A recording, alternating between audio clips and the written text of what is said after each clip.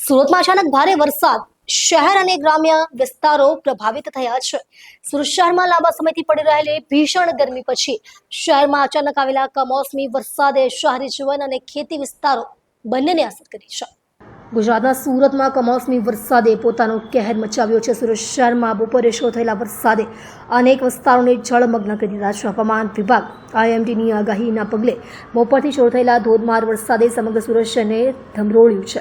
ઉધના, પાંડેસરા, સચિન, લીંબાયત, મજરા gate, Athwa gate, Kapodra, Varachha, Adajan, Vesu સહિતના વિસ્તારોમાં વરસાદી પાણી ભરાયા છે. ઘૂંટણસમાં પાણીમાં વાહનો ફસાઈ ગયા અને વાહન ચાલકોને ધક્કા મારીને કાઢવાનો વારો આવ્યો હતો. હાલ વરસાદે વિરામ લીધો છે, જેથી લોકોએ રાહતનો શ્વાસ લીધો છે, પરંતુ IMDએ આગામી 24 કલાકમાં વધુ વરસાદની શક્યતા વ્યક્ત કરી છે. સુરતમાં બપોર સુધીમાં આકાશમાં કાળા ડિબાંગ વાદળો ઉમટી આવ્યા હતા.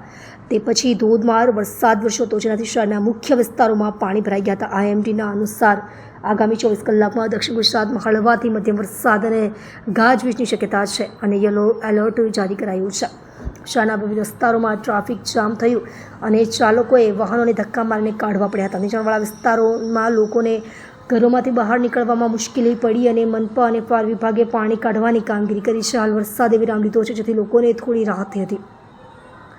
પાછલા દિવસોમાં હવામાન વિભાગે દક્ષિણ ગુજરાતમાં 24 કલાકમાં હળવાથી મધ્યમ વરસાદ અને વાવાઝોડાની આગાહી કરી છે. આ સાથે જ કેટલાક વિસ્તારોમાં યલો એલર્ટ જારી કરવામાં આવ્યું છે. સુરત જિલ્લામાં 2 થી 4 ઇંચ વરસાદની આગાહી છે. આ કમોસમી વરસાદે ખેડૂતોની ચિંતામાં વધારો કર્યો છે.